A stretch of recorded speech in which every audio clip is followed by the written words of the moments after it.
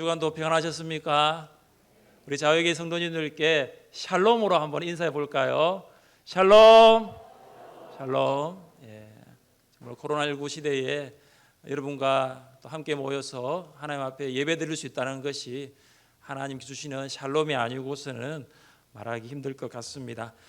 지난 한 주 동안 사시면서 우리는 어떤 소식을 들으면서 살았습니까? 코로나와 함께 살아가는 위드 코로나 시대에 우리는 즐거운 소식보다는 참 힘든 소식, 또 슬픈 소식을 많이 듣게 되는 것 같습니다. 거의 매주에 몇 번씩 오는 문자를 보면 좋은 소식이기보다는 확진자 몇 번 발생하면서 혹시 내가 갔던 곳에서는 이분이 지나가지 않았는가 하면서 문자가 오면 기대하는 마음보다는 조심해야 되겠다, 경각심을 일깨워주는 것 같습니다. 여러분이 들었던 소식들 중에 기쁜 소식이 있습니까? 표정을 보니까 그렇게 기쁜 소식이 없는 것 같습니다. 기쁜 소식 없어도 괜찮습니다. 왜냐하면 우리는 이미 기쁜 소식을 가지고 있는 사람들입니다. 그것이 바로 복음입니다. 복음을 굿뉴스라고 부릅니다. 기쁜 소식입니다. 한번 따라해 보십시다. 복음은 기쁜 소식입니다. 복음은 기쁜 소식입니다. 복음은 우리에게 초점을 맞추지 않습니다. 복음은 예수 그리스도께 초점을 맞춥니다. 복음은 우리가 무엇을 해야지라는 것에 있지 않고 예수 그리스도께서 우리를 위해 하신 일에 복음의 핵심입니다. 예수님은 죄로부터 우리를 구원하시기 위하여 십자가에 죽으시고 죽으신 지 3일 만에 부활하셨습니다. 할렐루야. 이보다 더 기쁜 소식이 있습니까? 예수님이 나의 죄를 위하여 십자가에 죽으시고 죽으신 예수님이 무덤에 계시지 않고 3일 후에 부활하신 이 죽으심과 부활의 소식인 이 복음보다 우리 인생 가운데 더 기쁜 소식이 있을까요? 우리 안에는 이런 복음이 있는 거예요. 그래서 내 주변에 기쁜 소식, 즐거운 소식이 없다 할지라도 이 복음으로 살아갈 수 있는 것입니다. 이것이 바로 복음의 영향력입니다. 여러분 안에 있는 그 복음을 통해서 영향력을 나타내는 삶 살아갈 수 있기를 주님의 이름으로 축복합니다. 오늘은 이 복음의 영향력에 대해서 좀 나누려고 합니다.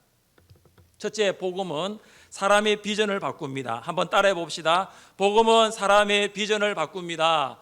복음은 사람의 비전을 바꿉니다. 복음의 영향력은 사람의 비전을 바꾸는 데 있습니다. 에베소에서 큰 부흥이 일어나고 있을 때 사도 바울은 에베소를 떠나기로 결심합니다. 다른 도시들보다 장기간 체류했던 곳이 에베소고 마음과 시간을 더 쏟았던 곳이 에베소입니다. 바울은 에베소의 사람들이 예수님을 믿고 말씀으로 훈련받아 변화되는 것을 목도하였습니다. 바울은 에베소의 부흥을 보면서 에베소의 부흥을 일으켰던 그 복음이 에베소에만 머물러서는 안 된다는 것을 알았던 것입니다. 그 복음의 영향력이 에베소에만 있어서는 안 된다는 것입니다. 그래서 바울은 마게도냐와 아가야를 경유하여 예루살렘을 방문하고 로마에 갈 계획을 세웁니다. 바울의 목적지는 예루살렘이 아닙니다. 로마입니다. 그래서 그는 로마도 보아야 하리라. 로마도 보아야 하리라. 이 말은 바울이 로마 여행을 가겠다는 것이 아닙니다. 바울은 1차, 2차 선교 여행을 통해서 로마의 영향력을 보았습니다. 로마가 지배하고 정복했던 그 나라들마다, 식민지마다 로마의 경제와 정치와 권력과 문화가 지배하고 있는 로마의 영향력을 보았습니다. 그래서 바울은 로마를 세계 선교의 전초 기지로 생각한 것입니다. 로마도 보아야 하리라. 이것은 바울이 가진 세계 선교의 비전입니다. 사랑하는 성도 여러분, 바울은 언제부터 로마에 대한 생각을 가지고 있었을까요? 바울이 고린도에서 아굴라와 브리스길라 부부를 만난 적이 있습니다. 바울은 이 부부와 1년 6개월 동안 교제하면서 로마의 정치, 경제, 문화, 권력, 또 로마 교회와 성도들에 대한 이야기를 듣게 됩니다. 그때 바울에게 마음에 심겨진 단어가 뭐냐면 로마예요. 로마. 복음은 사람이 비전을 바꿉니다. 예수님을 만난 이후 복음이 바울의 삶을 이끌어갑니다. 예수를 만나기 전까지만 하더라도 바울은 스데반이 순교할 때 박해자로 참여하였고 예루살렘 교회와 성도들을 무참히 짓밟았던 사람입니다. 예루살렘 교회를 쑥대밭으로 만들었던 바울입니다. 다메섹 그리스도인 체포하기 위하여 갈 때 주님을 만났고 그 주님을 만남을 통하여 복음이 그의 비전을 바꾸기 시작합니다. 복음을 위해 사는 성도를 박해하던 바울이 이제는 복음을 위해 박해받는 자로 바뀌었습니다. 복음을 전하던 사람을 박해하던 바울이 복음을 전하면서 본인이 박해를 받게 됩니다. 교회를 무참하게 짓밟았던 바울이 이제는 교회를 세우는 사람이 되는 것입니다. 야망이 사람을 바꿀 수 있습니다. 야망이 사람을 바꾸면 그 사람은 야망이 있는 사람이 됩니다. 그 사람은 야망을 위해 살아갑니다. 그 사람은 그 야망을 이루기 위하여 다른 사람들에게 희생과 헌신을 강요하고 그렇게 살아갑니다. 로마도 보아야 하리라. 이것은 바울의 야망이 아니라 비전입니다. 여러분 21절에 보시면 작정하여라고 하는 단어가 있습니다. 이 작정하여라는 이 단어가 원문에 보면 성령에 의한 by the Holy Spirit, 성령에 의한, 성령에 의해서라는 단어입니다. 그러니까 바울이 예루살렘에 갔다가 그가 다시 로마로 가겠다는 결정은 뭐냐면 바울의 야망이 아니라는 거예요. 성령의 지시하심이었습니다. 지금까지 바울이 그렇게 살아왔거든요. 내가 어디를 가겠다고 해서 바울이 가지 않았습니다. 그가 계획은 있었지만은 늘 성령께서 바울의 삶을 인도하시는 것을 봅니다. 그러니까 로마를 통해서 세계 선교의 비전을 가지게 된 것도 성령의 지시하심이었습니다. 복음이 바울을 바꾸어 놓았습니다. 바울이 비전을 바꾸어 놓았습니다. 우리 함께 읽어보겠습니다. 내가 그리스도와 함께 십자가에 못 박혔나니 그런즉 이제는 내가 사는 것이 아니요 오직 내 안에 그리스도께서 사시는 것이라. 이제 내가 육체 가운데 사는 것은 나를 사랑하사 나를 위하여 자기 자신을 버리신 하나님의 아들을 믿는 믿음 안에서 사는 것이라. 할렐루야. 복음을 알게 된 한 사람의 고백이에요. 복음을 알게 된 바울의 고백입니다. 내가 사는 것이 아닙니다. 복음을 알게 되니까 내 안에 그리스도께서 사십니다. 이제 내가 사는 이유가 분명해졌습니다. 그것은 나를 사랑하사 나를 위하여 자기 자신을 버리신 하나님의 아들, 하나님의 아들 예수 그리스도를 믿는 믿음 안에서 사는 것이 이제 내 인생의 비전입니다. 바뀐 거예요. 바울은 로마에 가서 복음 전하는 삶을 살기로 원했습니다. 바울이 예루살렘에서 고난을 받을 때 하나님께서 바울에게 이렇게 재차 확인해 주시는 말씀이 있습니다. 담대하라. 내가 예루살렘에서 나의 일을 증언한 것 같이 로마에서도 증언하여야 하리라. 에베소에서 내가 로마도 보아야 하리라고 했는데 예루살렘에서 바울에게 너 지금 예루살렘에서 나의 이름을 전한 것처럼 너 로마 가야 돼. 너 로마 가겠다고 했잖아. 그것은 너의 야망이 아니라 성령의 지시인데 너도 로마에서도 복음을 전하게 될 거야. 로마로 보아야 하리라. 성령께서 지시하신 세계 선교의 비전입니다. 사랑하는 성도 여러분, 여러분 이 세계 선교에 대한 비전이 있습니까? 우리 예수님 성천하실 때에 제자들에게 뭐라고 말씀하셨습니까? 너희는 가서 모든 민족을 제자로 삼아 하늘과 땅의 모든 권세를 주셨고 그것을 통하여 아버지와 아들과 성령의 이름으로 세례를 주고 모든 사람에게 가르쳐 지키게 하라고 하셨거든요. 그 예수 그리스도의 그 꿈, 그게 여러분 가운데 있습니까? 이 비전과 꿈을 위하여 여러분 어떻게 살아오셨어요? 지금까지 여러분 어떻게 살아오셨습니까? 또한 여러분 지금 어떻게 살아오고 계시고 앞으로는 이 꿈을 향하여 이 비전을 향하여 어떻게 살기를 원하십니까? 세계 여행을 다녀오시는 분들은 또 여행을 가기 위해서 계획을 하시더라고요. 저는 세계 여행을 다녀오시는 분들의 이야기를 들으면서 그것도 참 좋겠는데, 세계 여행이 아니라 세계 선교가 우리 성도들의 비전이 될 수 있으면 참 좋겠다, 그런 생각을 합니다. 우리가 여행을 위해서도 계획을 하고 돈을 모으고 적금을 들잖아요. 이제는 좀 선교를 위해서 그렇게 하면 어떨까요? 그래서 제가 만든 신상품이 있습니다. 이름하여 선교 적금이라고요. 제가 만들었습니다. 제가 모으는 거 아닙니다. 선교에 뜻이 있는 분들과 한번 뭉쳐보세요. 목장에서도 가능해요. 목장에서도 우리 선교를 위해서 준비하자. 여행이 아니고 선교를 위해서 준비하자. 아니면 가족이 괜찮아요. 아니면 몇 가정이 합쳐서도 괜찮아요. 선교에 뜻 있는 사람들이 모여서 선교 적금을 드는 거죠. 구체적인 이름은 미얀마 선교 적금이라고 있습니다. 제가 이 설교를 준비하면서 우리 모두가 주님 앞에 서게 될 텐데, 주님 앞에 섰을 때 주님 뭐 물어보실까? 너 어느 나라 여행 갔다 왔니? 이거 물어보실까? 너 어느 나라 선교 갔다 왔니? 이거 물어보실까? 주님 앞에 섰을 때 주님은 우리에게 물으시는 것이 세계 여행지가 아니라 세계 선교지일 것입니다. 여행한 나라가 아니라 선교한 나라를 물어보실 것입니다. 세계 선교가 우리 모두의 비전이 될 수 있기를 원합니다. 세계 선교는 아직 현재 진행형입니다. 모든 열방이 주 볼 때까지 세계 선교 비전을 향해 달려가십시오. 복음은 여러분의 비전을 바꿉니다. 복음으로 비전이 바뀌는 놀라운 영향력을 나타내는 여러분 될 수 있기를 주님의 이름으로 축복합니다. 둘째, 복음은 사람의 가치를 바꿉니다. 한번 따라해 봅시다. 복음은 사람의 가치를 바꿉니다. 복음은 사람의 가치를 바꿉니다. 바울은 자신이 방문하려고 한 마게도냐에 두 사람, 디모데와 에라소도를 먼저 보냅니다. 그리고 얼마 동안 에베소에 머물러 있습니다. 그때에 데메드리오라고 하는 은장색이 아데미의 신상 모형을 만드는 직공들과 영업사원들을 선동하여서 큰 소동을 일으킵니다. 이 에베소에는 아데미라고 있는데, 이 아데미를 여러분 보시면요, 참 이상하게 생겼어요. 정말로 이상하게 생겼습니다. 이 가슴에는 많은 유방이 있는데 정말로 이상하게 생겼어요. 그래서 그것이 뭔 상징이냐면은 다산과 풍요의 상징이에요. 무역업의 불황으로 말미암아 에베소 사람들은 이제 불을 위해서 이 아데미를 크게 의지합니다. 여러분, 아데미 신전이 가로가 120, 세로가 60, 높이가 19m의 대리석 원주가 127개 있습니다.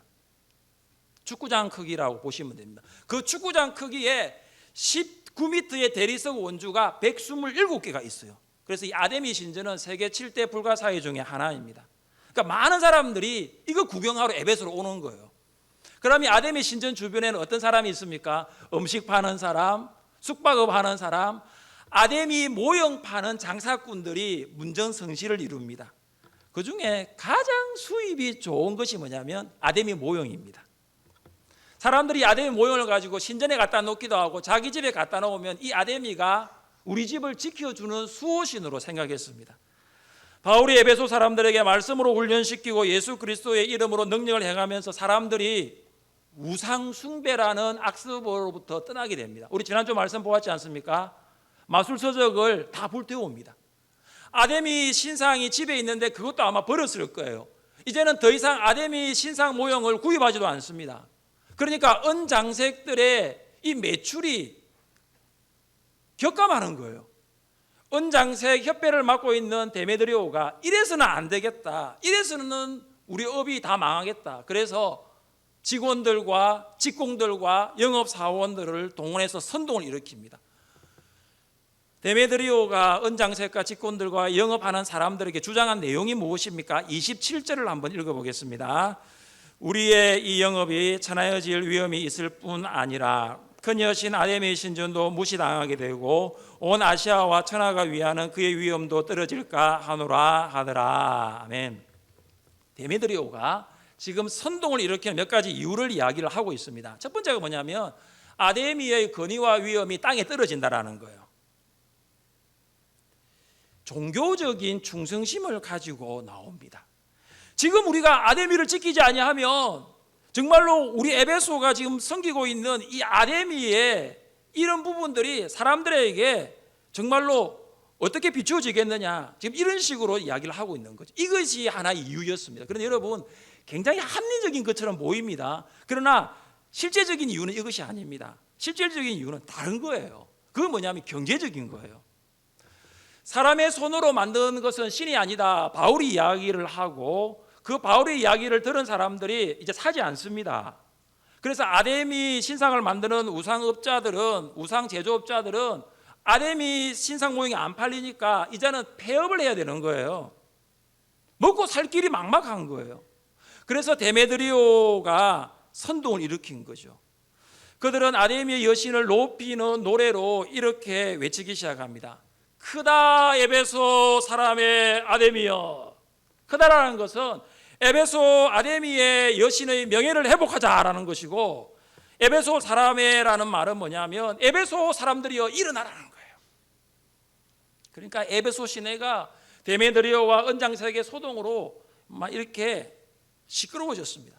그 사람들이 어디로 가느냐, 에베소에 보면 아카디아라는 대로가 있는데 그 아카디안 대로를 따라가지고 저기 보면 산이 있습니다. 피안 산인데 그 피온 산에 있는 연극장으로 가는 것입니다. 이런 보시죠. 데메드리오 가죠. 은장색 직공들, 영업하는 사람들, 그리고 에베소의 여행 온 여행객들 막 따라가는 거죠. 지금 왜 사람들이 그쪽으로 가고 있으니까요. 대로를 꽉 메워서 가고 있습니다. 은장색들이 연극장으로 가는 도중에 가이오와 아리스타고를 붙잡습니다.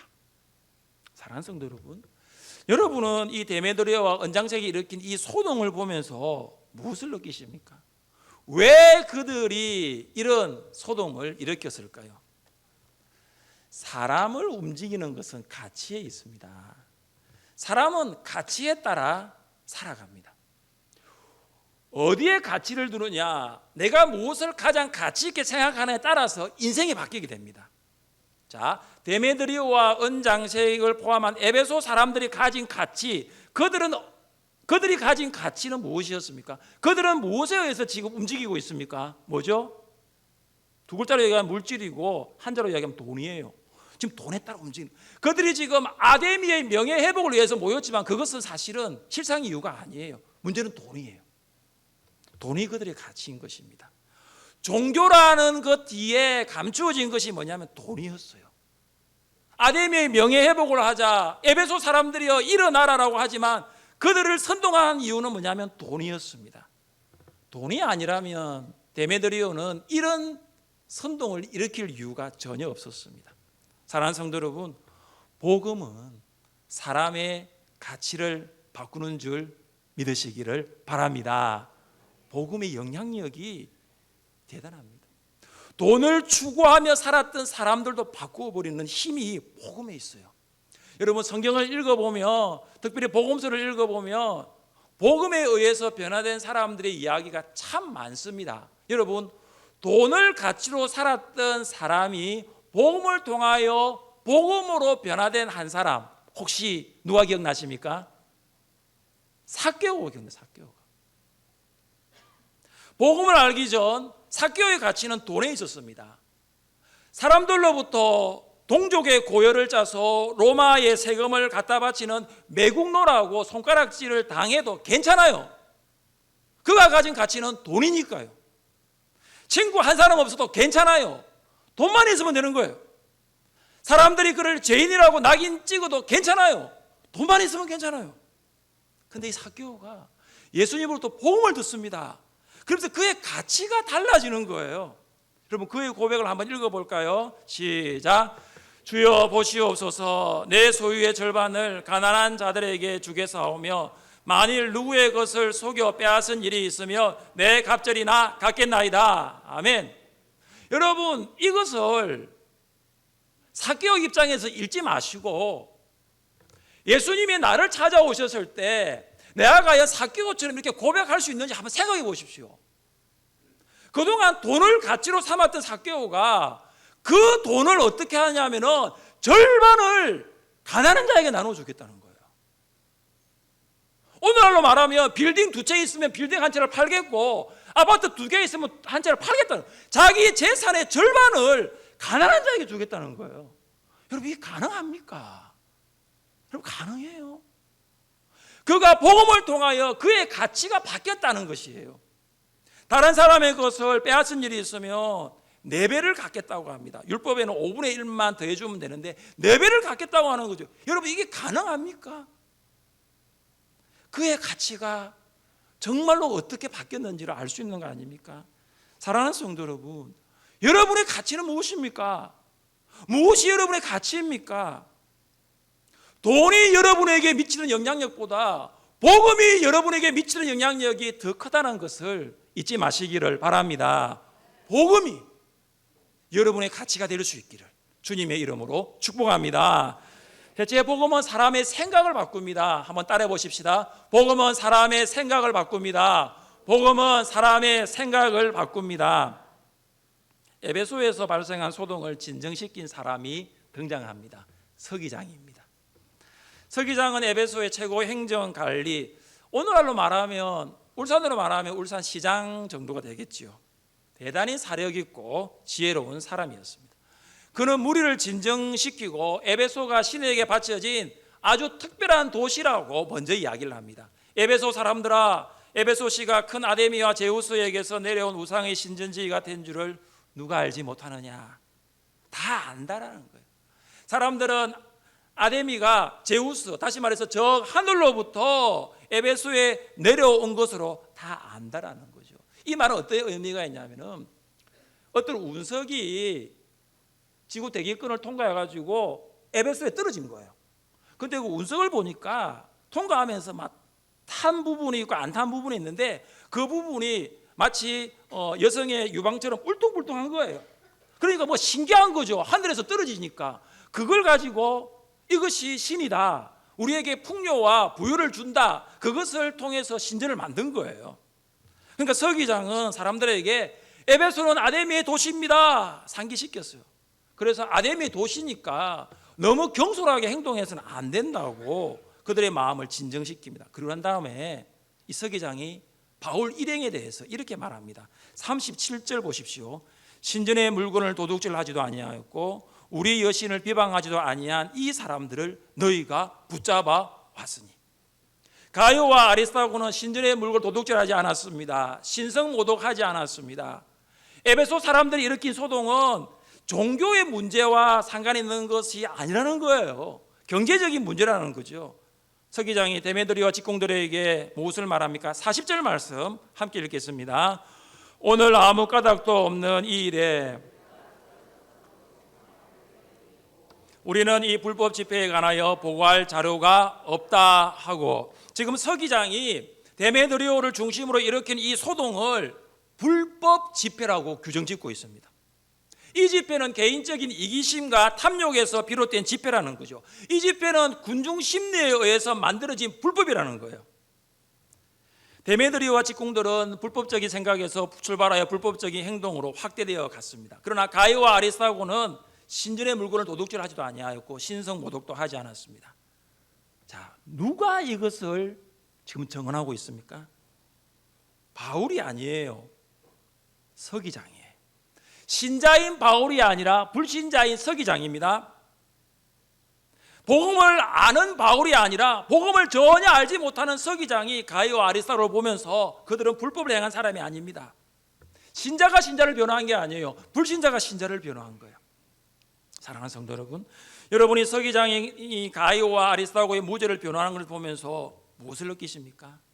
가이오, 아리스타고 이 두 사람이 복음으로 말미암아 생각이 바뀌게 되었다는, 그들이 생각이 바뀌지 않았다면 신전의 물건을 도둑질할 수 있었고 아데미 신상을 비방할 수 있었습니다. 그러나 복음이 그들의 생각을 바꾸어 놓았습니다. 사랑하는 성도 여러분, 잘 바뀌지 않는 것이 사람의 생각이라고들 말씀들 하시잖아요. 그러나 여러분 분명히 아실 것은 복음을 듣고 복음을 믿고 복음을 확신한다면 사람의 생각이 복음을 통해서 바뀌게 되는 거예요. 복음 안에서 역사하시는 예수 그리스도께서 그 사람의 생각을 바꾸어 놓으시기 때문입니다. 복음 안에서 역사하시는 성령께서 그 사람의 생각을 바꾸어 놓으시기 때문입니다. 우리는 코로나19 바이러스가 장기화되는 것을 보면서 이제는 포스트 코로나 종식을 기다리기보다 위드 코로나와 함께 살아가는 시대를 생각해야 합니다. 신앙생활을 어떻게 할까? 코로나 끝나면 신앙생활을 할까 해서 이제는 코로나와 함께 어떻게 신앙생활을 할까로 바뀌는 거죠. 코로나 끝나면 교회 오겠다. 이거 너무 멀리 있어요, 지금.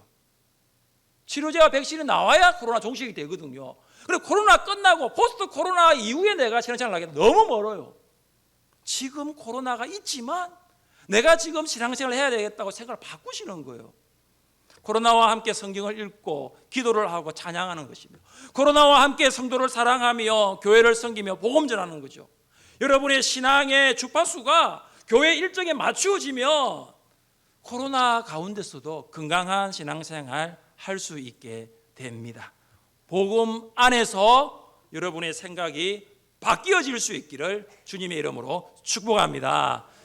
전남 신안군 정도라는 섬 가보신 분 계실 것입니다. 저도 가보았는데요, 너무 섬이 예뻐요. 슬로우 시티 해가지고 너무 예뻐요. 그러니까 안 믿는 사람들은 그 섬이 조용해서 이제는 다리가 다 놓였기 때문에 갈 수 있는데, 믿는 사람들은 신앙의 도전을 받을 수 있는 곳입니다. 정도라는 섬 주변의 90%가 다 예수님 믿는 사람들이에요.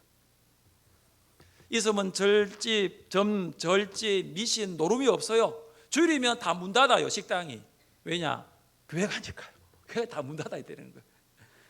정도의 복음화 한 사람 문중경 전도사님으로부터 시작되었습니다. 1891년 신안군 암태도에 태어난 문중경은 나이 17세에 정도로 시집을 옵니다. 근데 시집을 왔는데 신랑 얼굴 한 번도 보지 못하고 결혼한 첫날 밤부터 소박을 맞습니다. 그래서 17세에 이제 소박을 맞아가지고 20년 동안 과부로 살아갑니다. 생과부가 되면서 시집살이를 하던 문중경 전도사님이 전도를 받고 예수님을 믿게 됩니다. 예수를 믿으니까 말씀을 더 배우고 싶은 마음이 간절해가지고 경성에 있는 성서학원에 입학해서 공부를 합니다. 공부를 마치고 난 다음에 다시 신안으로 내려옵니다. 고향 신안에 내려와서 나룻배를 타면서 이 섬 저 섬 다니면서 전도를 합니다. 문중경 전도사님이 이 섬 저 섬 다니면서 전도를 할 때 1년에 고무신이 9켤레나 떨어질 정도로 그렇게 열심히 전도를 했답니다. 아이들, 환자들, 어른들, 할머니, 할아버지 만나는 사람마다 찬양 불러주고 기도하고 복음 전하여서 문중경 전도사님이 세운 교회가 100개입니다. 59세 되는 나이 6.25 전쟁 중 공산당에 붙잡혀 죽창에 온몸이 찔려 순교를 합니다. 그때 공산당원이 이런 말을 했습니다. 새끼를 많이 깐 씨암탉아 죽어라. 새끼를 많이 깐 씨암탉아 죽어라. 여러분, 이 말을 잘 들어보시면 공산당원이 말했지만 이 말 안에 문중경 전도사님의 삶이 녹아져 있습니다. 수많은 영혼들을 전도했어요. 100개 교회입니다. 수없이 많은 교회를 세웠고 수없이 많은 사람들에게 복음을 전했습니다. 그러니까 정말로 복음의 영향력, 영혼의 재생산이 이루어진 거 맞죠? 사랑하는 성도 여러분, 문중경 이 여인의 한 사람으로 정도 주민의 90% 이상이 예수님을 믿는 천국의 섬이 되었습니다. 문중경 17살에 시집 와서 신세 한탄하며 살아갈 수 있잖아요. 그런데 복음이 그녀를 바꾸어 놓은 거예요. 그녀의 인생을 바꾸어 놓고 그녀의 비전과 그녀의 가치와 그녀의 생각을 성두리째 바꾸어 놓았습니다.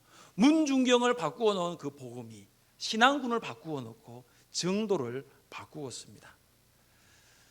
제가 참 감사한 것은 우리 교회도 문중경 전도사님과 같이 복음의 영향력을 나타내시는 성도님들이 참 많이 계시다라는 것입니다. 코로나19는 모든 것으로부터 우리 성도들을 멀어지게 하고 있습니다. 예배, 기도, 봉사, 양육, 그리고 전도까지도. 근데 여러분, 우리 교회 많은 성도님들이 코로나 가운데서 전도한다는 거 아십니까? 그래서 다른 교회 권사님들이 놀래요. 도전받는 거예요. 어느 교회입니까? 하늘샘 교회입니다. 그건 뭐예요? 어떻게 그렇게 만들었습니까? 저도 좀 가르쳐 주세요. 코로나 가운데서도 예수님 믿고 구원받으세요, 하늘샘 교회로 오세요라고 복음의 영향력을 나타내는 성도들이 우리 교회의 문중경입니다. 우리 모두에게도 이러한 복음의 영향력이 나타날 수 있기를 주님의 이름으로 축복합니다. 우리 자리에 일어나셔서 찬양합시다.